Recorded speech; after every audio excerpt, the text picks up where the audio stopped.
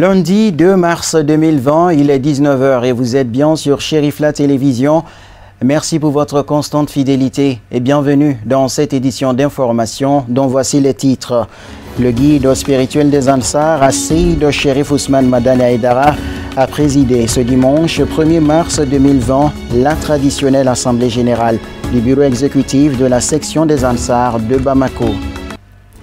Le 1er mars, journée mondiale de la protection civile, l'événement a été célébré cette année par la protection civile du Mali ce lundi 2 mars à la caserne des sapeurs-pompiers à Sogoniko, en commune 6 du district de Bamako.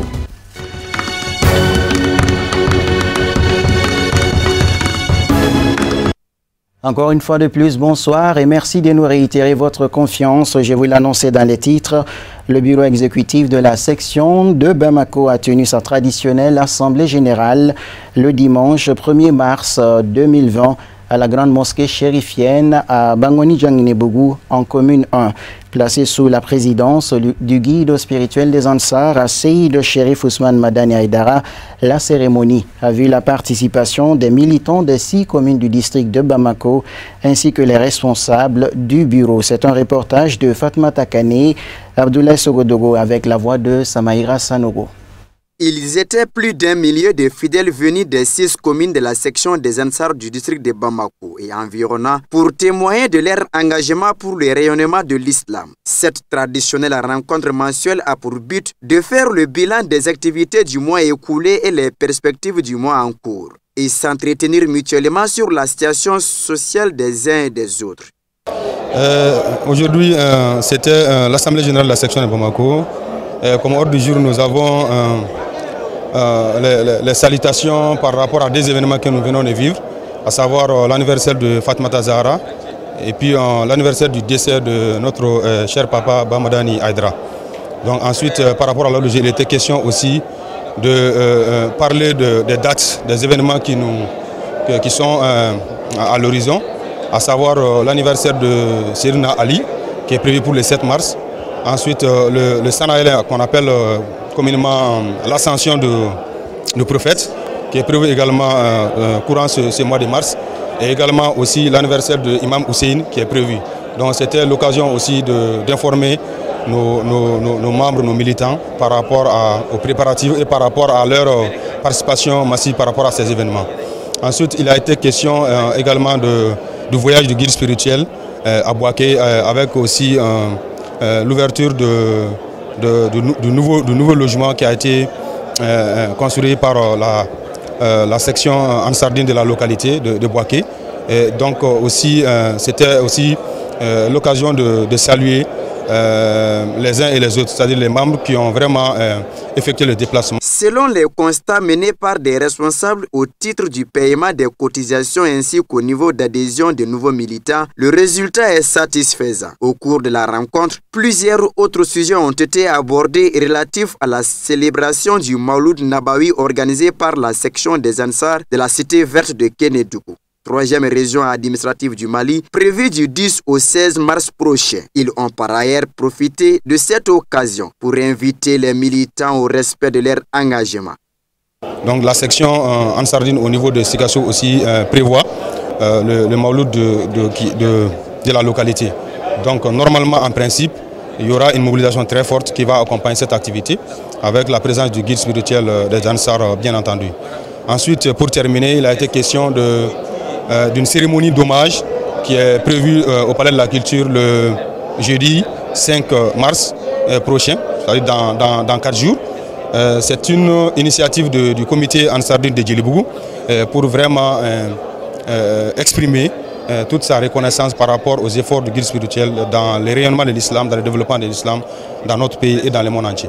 Clôturer la cérémonie qui était placée sous sa présidence, le guide spirituel des Ansar fait son entrée aux environs de 17 h. L'homme qui a donné toute sa vie entière pour la défense de l'islam authentique. En s'adressant à ses adeptes, il a tout d'abord remercié les Ansar avant de les appeler à œuvrer pour la consolidation de la paix, la tolérance, l'entraide et l'amour entre eux. La cérémonie a pris fin par des séances de bénédiction.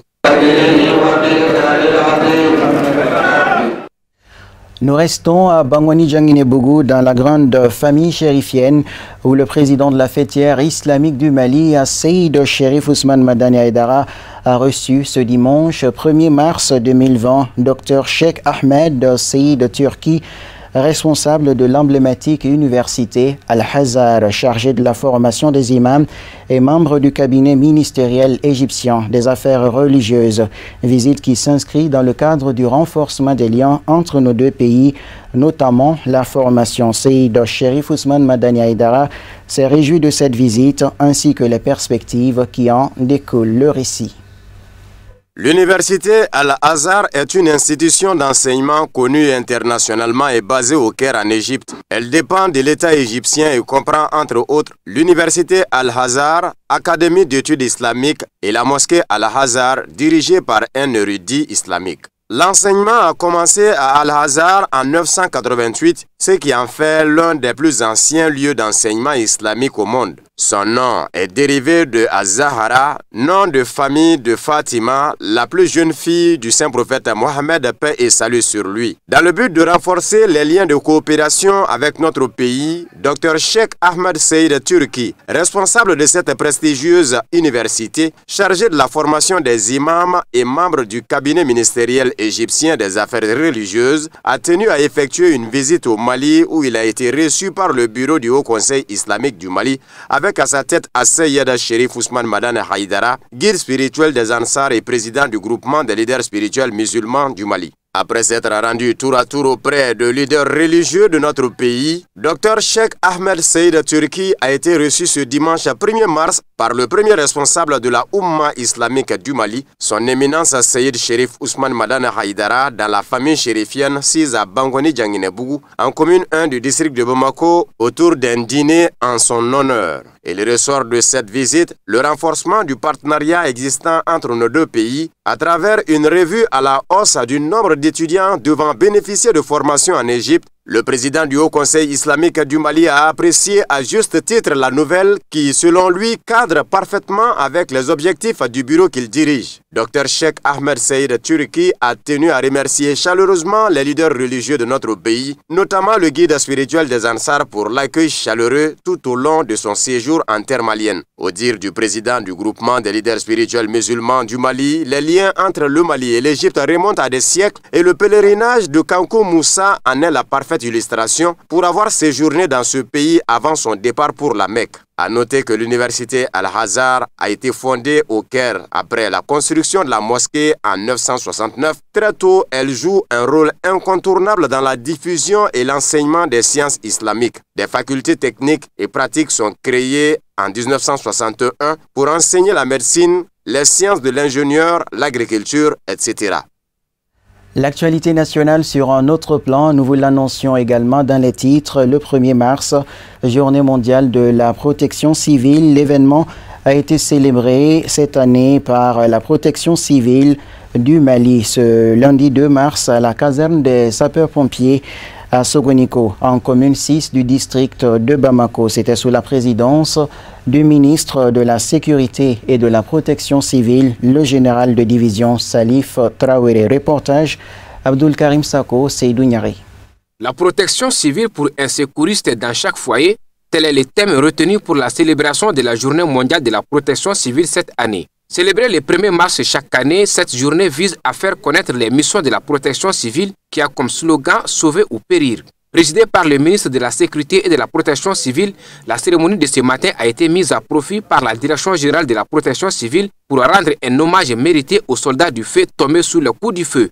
En effet, dans notre pays, et cela depuis plusieurs années, nos services de protection civile ont inscrit dans leur domaine d'activité des actes concrets allant dans ce sens, à savoir les formations de masse, encore appelées formations grand public.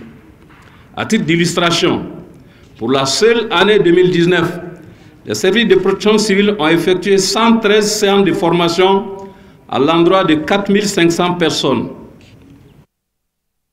Ces activités de formation grand public seront intensifiées tout au long de cette année et sur toute l'étendue du territoire national, en vue d'atteindre l'objectif d'un secouriste dans chaque foyer d'ici le 1er mars 2021. Le directeur général de la protection civile a égrené un long chapelet des activités menées dont 113 séances de formation et la mise en place de plusieurs unités d'intervention dans la capitale Bamako comme dans l'intérieur du pays. La célébration de cette journée a été également mise à profit par le ministre de la Sécurité et de la Protection civile pour poser la première pierre d'un nouveau centre d'intervention fluviale sur les berges du fleuve Niger. Vous avez vu, nous sommes dans une dynamique de recrutement chaque année. Nous sommes dans une dynamique d'équipement, de formation. Et cette formation-là cadre aussi avec le thème de cette année, qui est un secouriste dans chaque foyer. Et le thème peut paraître trop ambitieux, mais nous sommes en train d'avancer.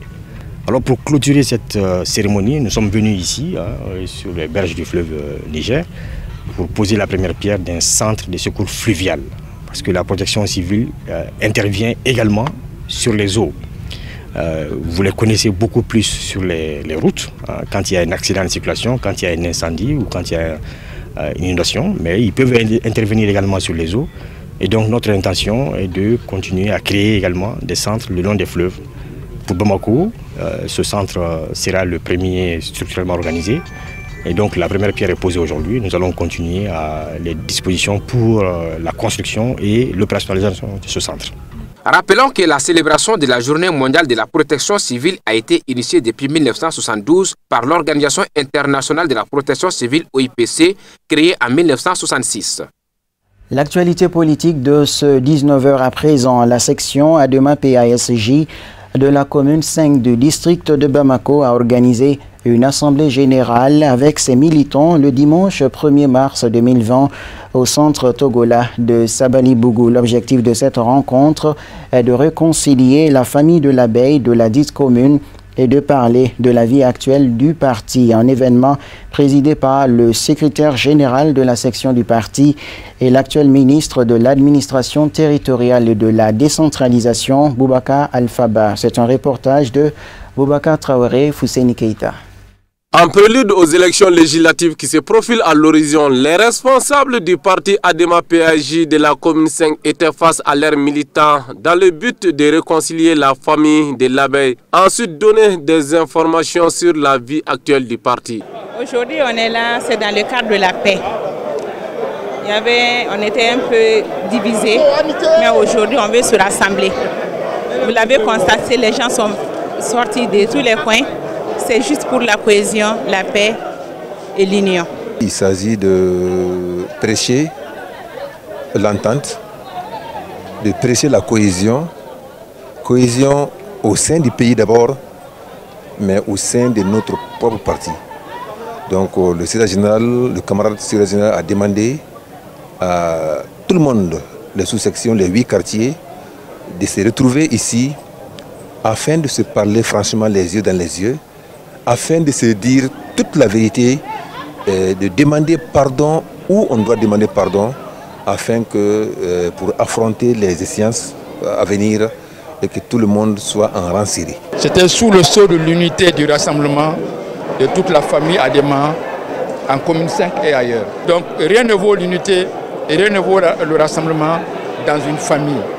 C'est une famille unie qui va contribuer au relèvement du Mali. C'est une famille unie qui peut avoir la confiance des autres. C'est une famille unie qui fait la fierté du pays. Donc aujourd'hui, notre adresse à l'ensemble des militants et sympathisants de l'ADEMA, c'est de dire que le temps est venu. Hier, nous étions divisés.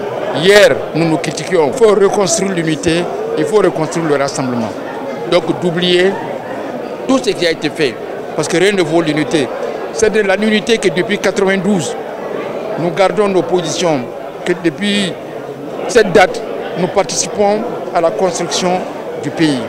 Donc je rappelle ça à nos militants, à nos sympathisants, qui nous aident à reconstruire l'unité et le rassemblement pour le Mali, rien que pour le Mali.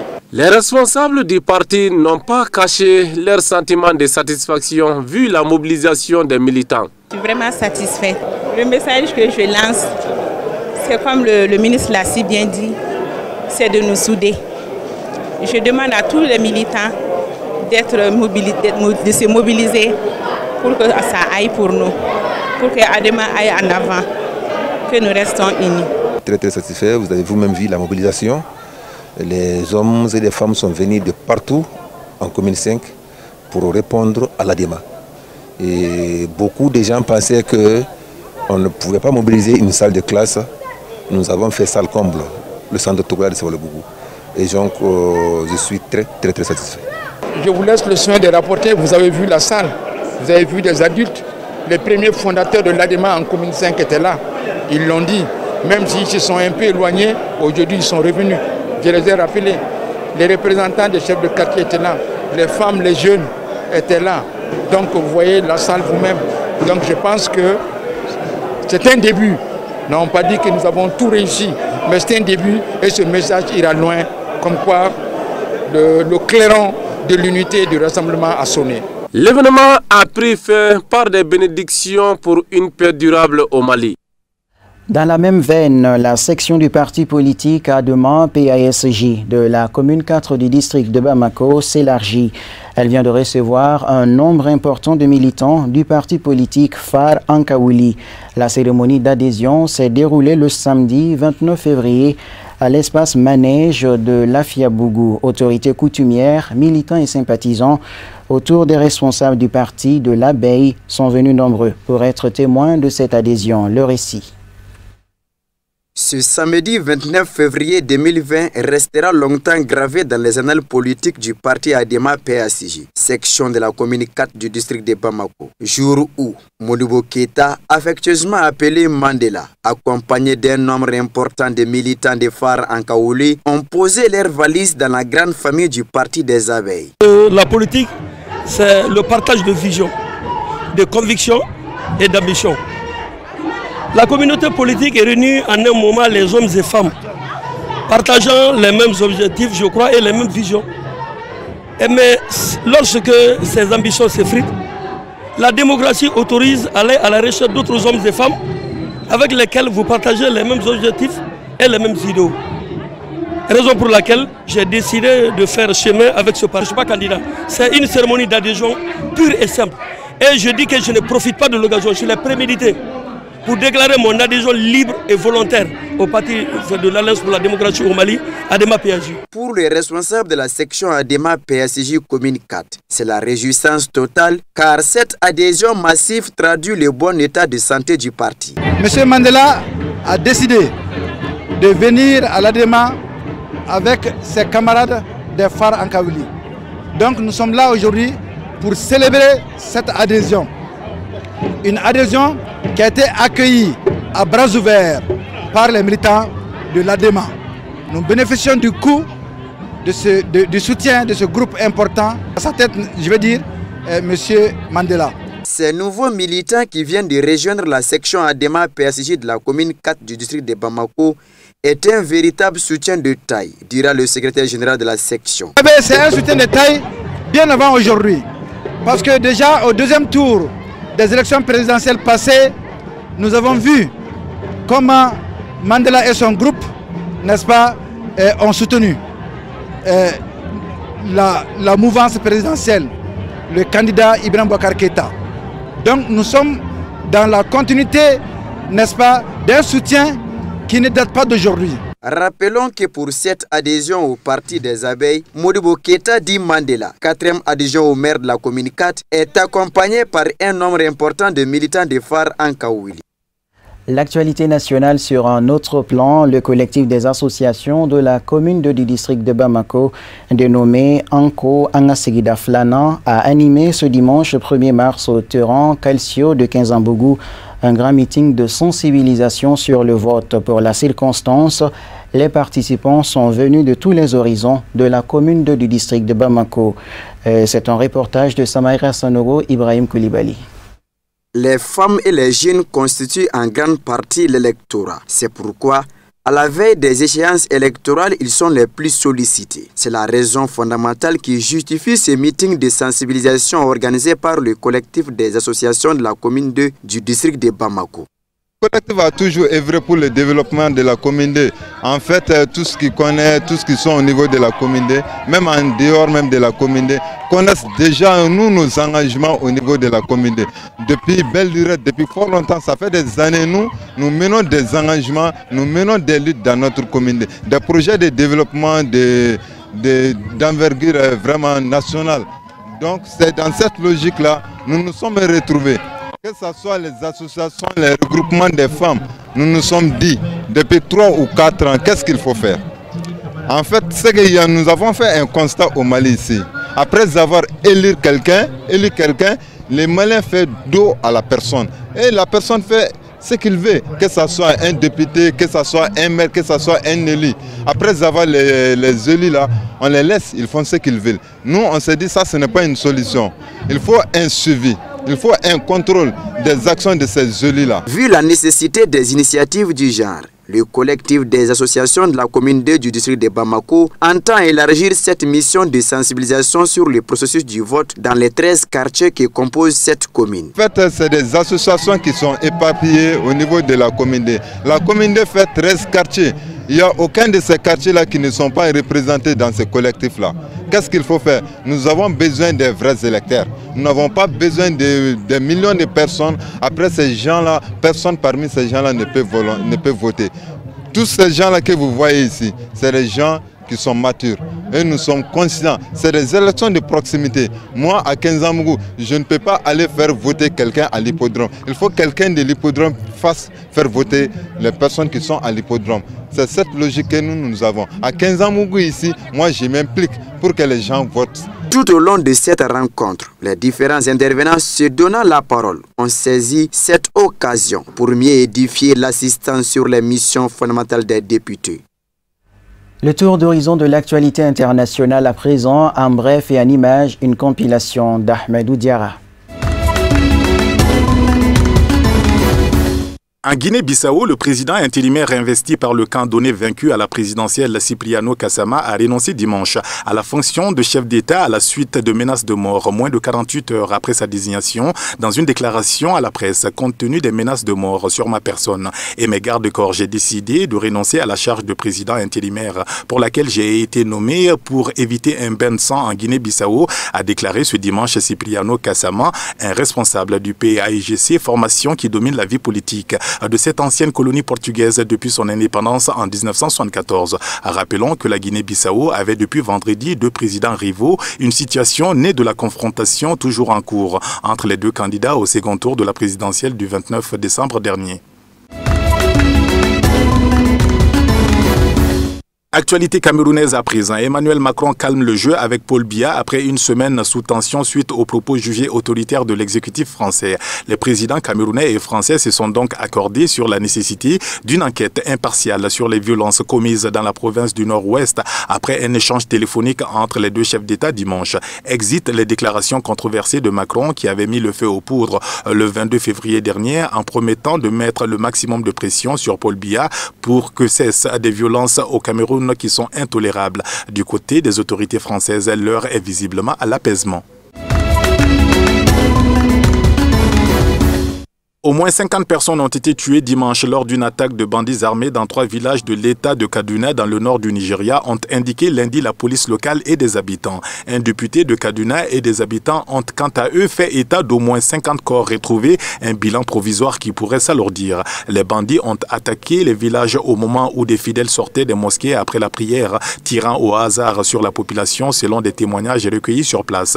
Rappelons que le mois dernier, 21 personnes, dont 16 membres d'une famille, avaient été tués lors d'une attaque similaire contre le village de Bakali dans le district voisin de Jiva.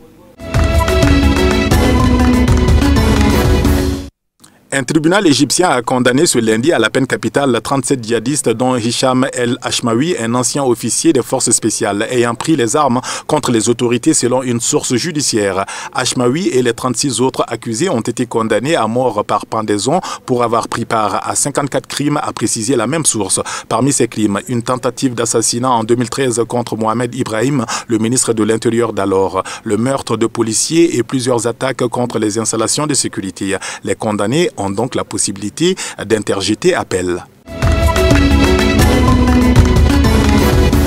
La Turquie mène une offensive militaire d'envergure en Syrie. Elle a affirmé dimanche soir avoir détruit plus de 100 chars, des systèmes de défense anti-aérienne et 2 avions de combat appartenant à l'armée syrienne en représailles à la mort de 33 soldats turcs la semaine dernière dans un raid mené par Damas. Depuis le 27 février, a déclaré le ministre de la Défense turc dans le cadre d'une opération baptisée Bouclier de printemps, la Turquie a détruit un drone, 8 hélicoptères, 103 chars, 72 obusiers, des lance-roquettes et 6 systèmes de défense anti-aérienne. L'Observatoire syrien des droits de l'homme a dénombré de son côté 74 morts dans les rangs des forces syriennes depuis la même date.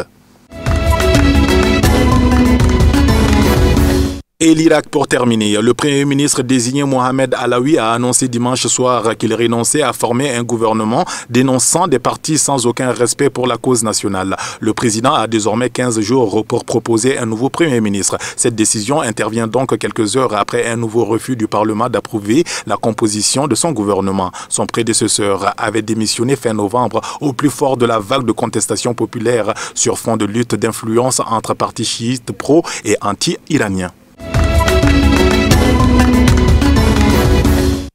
Ainsi s'achève cette édition qui vous a été proposée par la rédaction. Merci à vous de l'avoir suivi. Un grand merci à l'équipe de réalisation. Excellente soirée en compagnie des programmes de Cherif La Télévision et à demain, Inch'Allah.